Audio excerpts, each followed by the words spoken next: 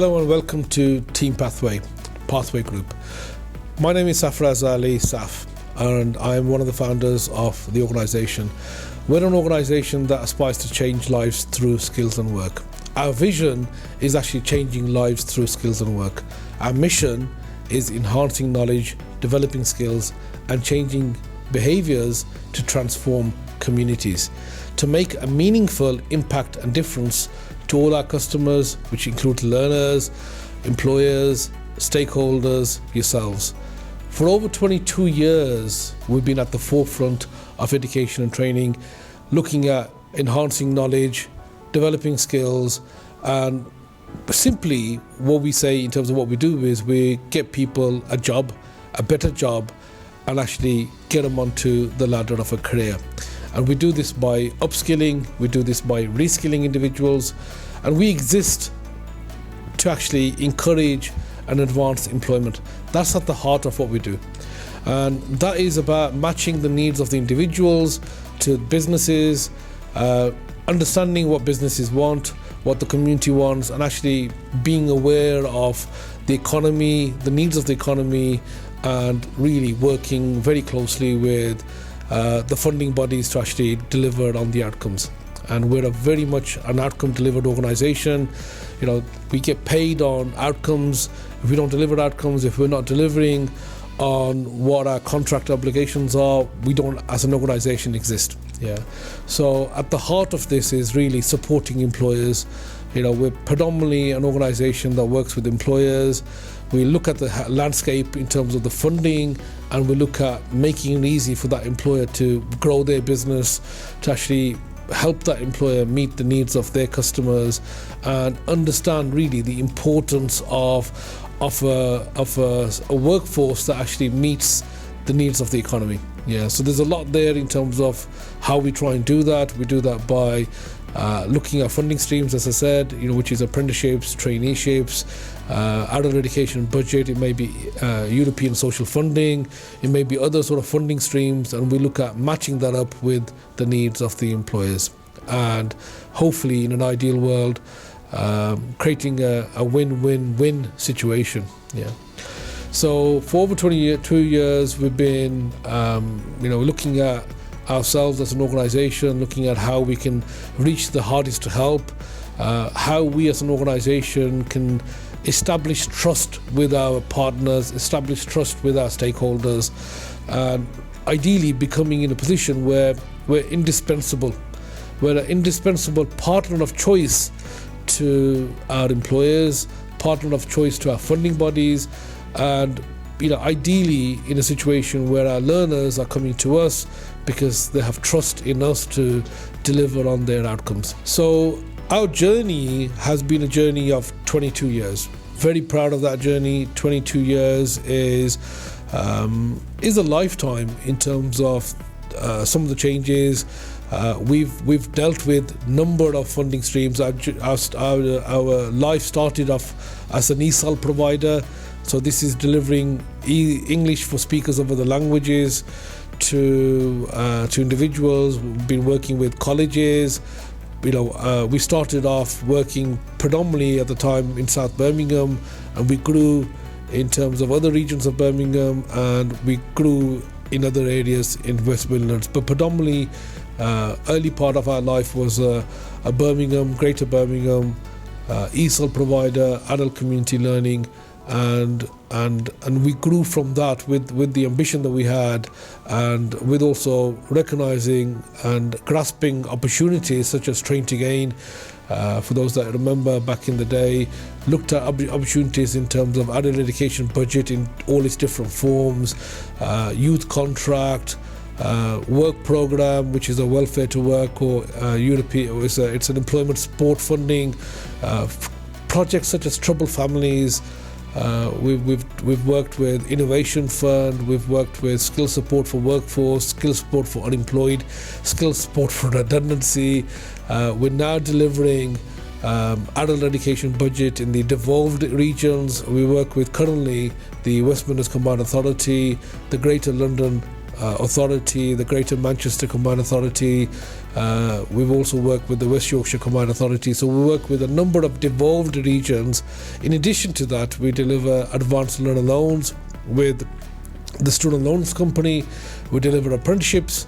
This is for smaller employers as well as levy-paying employers. Levy-paying employers are the larger employers who've got a payroll of more than £3 million. We deliver traineeship contract. We have a national traineeship contract that we deliver, but focused predominantly in three regions, which is Greater Manchester, the West Midlands region and Greater London region as well. We're also proud to deliver another employment support program called Restart. Restart started in 2021, and we were one of the very few providers that managed to get onto the supply chain of Serco, and we deliver services on behalf of Serco for the Restart program. We also have partnerships with other lead providers. We're working with Nottingham College in the East Midlands area. We're working with Skills Training UK in the Stoke-on-Trent region, the Staffordshire region, and we're always looking to partner up with colleges and other lead providers to partner up and deliver on their funding streams. In terms of that journey, the 22-year journey, our brand has changed. We're now known as Pathway Group, with the tagline "Changing Lives Through Skills and Work," but it wasn't the case right from the beginning. And like with most things, we've evolved as an organisation, and our branding has changed. For many years, we were called Community Education Training Network, ETC, Education Training Centres we were running. We moved then to Pathway Training Limited. We were known as Pathway College for a number of years as well, Pathway First Limited, and then the current branding of Pathway Group. But again, the taglines have changed throughout that period, as well. So, started off with a tagline called "Putting You First," then we were moved to workforce development solutions, and then presently changing lives through skills and work. So that journey of that 22 years is a proud journey. We're very proud of our heritage. We're very proud in terms of the legacy that we have. But like with anything, if you have aspired to remain relevant, remain successful, remain at the forefront of delivery, it's a continuous journey of evolvement, continuous journey of improvement, and continuous improvements regularly, which is at the front of, I think, any success of any organisation. What that means for us and how we define that is, having good, sound governance, which I think is absolutely vital. It's understanding and looking at monetary figures. You're having a model that works, a business model that works. It's also regularly reviewing what you do. Is it fit for purpose? Understanding what we're delivering. Is it making the difference? Is it really about what we're about? Is it what the core organisation is about? It's very easy sometimes to get into a situation where you stretch yourself a little bit too much, and really understanding what your core is, what the organisation is about, and that's a continuous conversation that we have. It's understanding really what's going on at the chalk face or the call face, really at the front line. And really, how do people perceive us? How do people, we're talking about our own strengths, but how do people recognise our differentials? How do they see, the fact that we can add value to their organisation, to their lives? That's actually very important. How they see us and how they perceive us in terms of the value add. It's having employers, it's understanding the needs of the employers, it's really having the relentless focus on teaching and learning. Relentless focus on achievement, relentless focus on outcomes, and supporting your clients, your customers, your learners, your employers, and be obsessed with that, and having an obsessive focus on ensuring the fact that we're at the front line, we're delivering what we promised, and we're meeting the needs of our stakeholders. We're meeting the needs of our employers. It's also really, as I said, touched on, understanding the business mechanisms, and this revolves around a strong management team, revolves around a strong, a supportive nature, and it's action-led as well in terms of managers, leaders understanding and getting the balance right. And part of that is the mindset of our individuals, mindset of our people. It's a positive, a can-do culture, a positive can-do climate, which absolutely I think is vital. And these are just some areas that I feel allow us as an organisation to carry on delivering on our outcomes, delivering on our vision and mission. And at the flip side, if I look at providers who at times struggle, or sometimes in a position where they're not making the difference, they're not making the impact, a lot of that can boil down to, in my view, a sense of sort of complacency. A sense of possibly not the urgency or not the obsessive nature that I touched on. It's also partly maybe poor governance, management not necessarily being held to account, staff not being held to account, individuals possibly not having that ownership, accountability, responsibility, which we'll touch on in other videos. But really being in a position where there's no responsibility or ownership over certain things.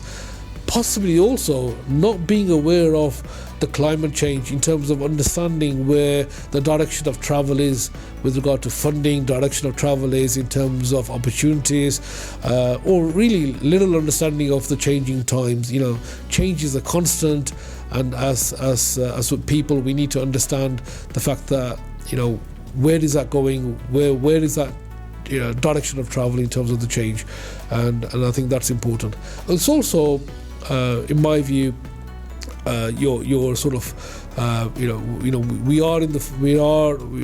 funded by public funds, so we look after public funds. So compliance, we're in a compliance world, in a compliance culture. We've got to get our paperwork right. We've got to make sure the fact that we're using the best use of the funding and the accurate use of the funding, and the funding is being rightly used for the purpose that it is. So having a compliance culture, having compliance first within the organization, and people understanding the fact that compliance is the bedrock of ensuring the fact that we are safe as a provider and we continue to deliver on our outcomes.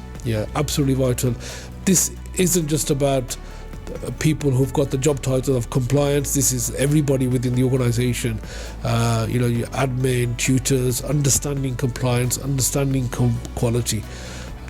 Organizations that find it hard to retain their staff, I think, also struggle. So again, at the flip side, is something that we focus on in terms of staff retention.